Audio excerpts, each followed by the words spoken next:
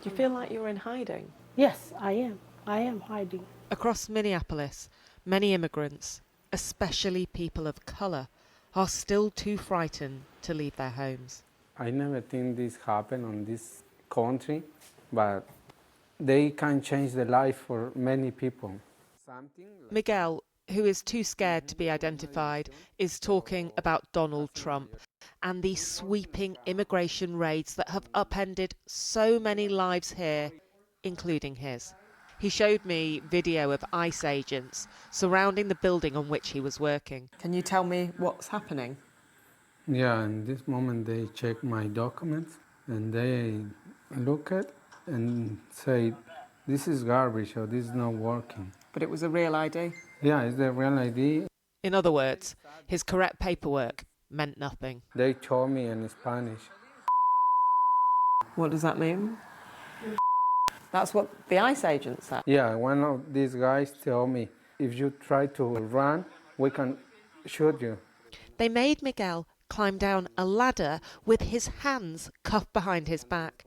His legs were shackled for days in a room so packed the men had to take turns lying down to sleep. When he was flown to this detention centre in Texas, there was some relief. At least they gave him a blanket, but not the medical help he asked for. I passed 4 nights with fever. I think maybe, I don't know if I wake up tomorrow. Texas has become the processing hub for tens of thousands rounded up by ICE, with these detainees at another site in the state staging a protest. You can see many of them are children. That's the human impact of a story that Donald Trump has seemed to relish, as if he hoped these scenes of violence and confrontation in Minneapolis would define this presidency. But even he now seems to accept that the response to the gunning down of ICU nurse Alex Pretti this weekend was a step too far. So the tone has changed, and some personnel.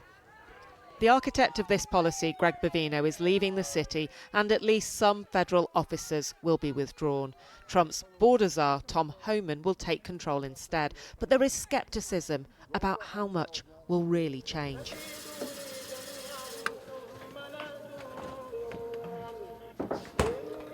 We first met Maimouna weeks ago.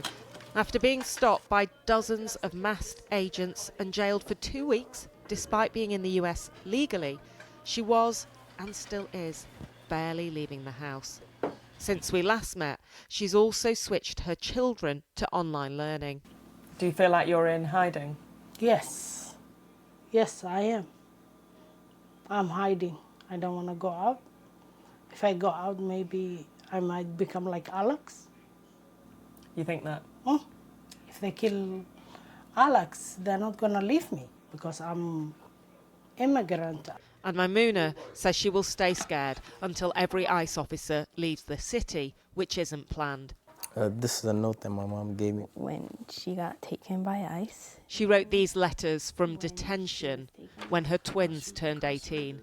Hi, my big boy. Happy birthday. Sorry I missed your 18th birthday. I will make it up to you when I come back. I love you. Happy birthday. I love you with all my heart. As for her 11-year-old, And my mom was basically like my whole world. How did it feel to see her when she got back? I saw her in the car, I got very excited, and then I ran outside and I gave her a big hug. Minneapolis's head of emergencies, who would normally be preparing the city for extreme weather, says this is like operating in a war zone. I've worked in Haiti most recently. I've worked in Yemen for a long time, Syria, northwest Syria. What I saw there, the impacts are the same impacts that we have here. People afraid to go out and go about their daily lives. And impacts that are not from a natural disaster, but are from the federal government and its policy. That's right, that's right. What we're experiencing is a situation in which there are masked agents in the street and people are afraid to go outside. Miguel was suddenly released with no explanation of why he had been taken. He too is staying indoors. Did you cry when you saw your family? My daughter was the most affected by the whole situation. And when I came home, I couldn't help but just cry while I was holding her. 2 people have been shot dead in Minneapolis. Is that why you're speaking out? Sí. Veo a toda esta gente It's the least I can do, because I can't go outside and protest. But I feel like I need to send a message that they're not taking criminals. They're taking hard-working people who just want to provide for their families and give our best to this country. He says he is so grateful to Alex Pretti and Renee Good, who were standing up for their Minneapolis neighbours, part of an outpouring of community spirit in a city that has felt under siege. Anushka Astana there. Well, joining me now is Sarah Raish, who's a lawyer representing the family of Renee Good, who was shot dead by a federal immigration agent in Minneapolis earlier this month. Miss Good was a 37-year-old mother of 3 who had just moved to the city. Sarah Raish, thank you so much for joining us this evening. Well, firstly, I've got to ask how Renee Good's family is doing, her wife and her children. Well, thank you so much for having me. And they are, understandably, they are devastated. They are scared that this is still happening in the city. Certainly, Renee should still be here. She should not have been shot. And to see it happen again in 2.5 weeks, it's just devastating. And of course, they're still processing their own grief after the tragic and sudden loss of Renee, the senseless loss of Renee. Of course, we also heard in Anushka's report there that people are hiding in their homes, not going to doctor's appointments, not going to school. Is that also affecting Renee Good's family? Is that how they're coping on a day-to-day basis?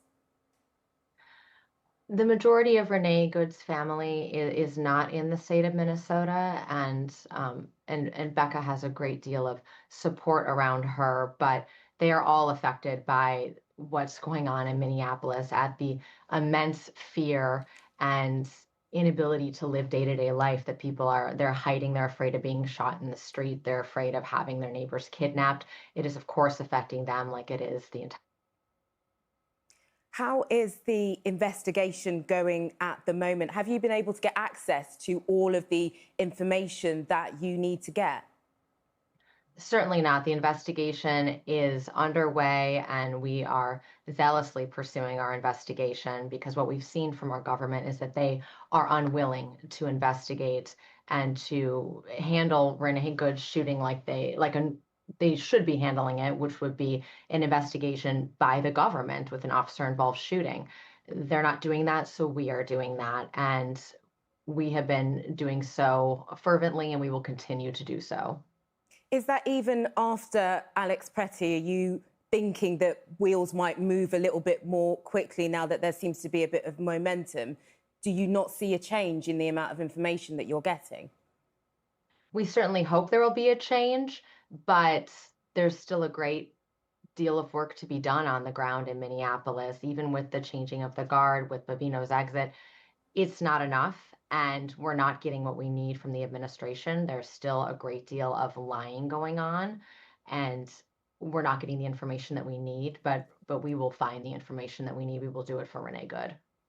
With you saying it's not enough, are you talking about the strategy that they're now employing? So you've got Tom Homan going in, and they're taking out Greg Bovino, who was in charge there. You say that's not enough. What else needs to happen, in your opinion? We think there needs to be a hard reset. ICE needs to get out of Minneapolis. Minneapolis can't leave. ICE can leave. They have done more than enough in causing immense terror and chaos in that city and all over the country. What about the Secretary of Homeland Security, Kirsty Noem? She said about your client that Good weaponized her vehicle in an attempt and an act of domestic terrorism. For Pretti, she said that it was an incident, again, she used the term domestic terrorism. Should she be sacked? We certainly understand the efforts to have her impeached, to have her taken out of office. These individuals, there's no evidence. Oh, we seem to have lost your line there, Sarah, but we did get your point there. Thank you very much, Sarah Raish, who was in Chicago there.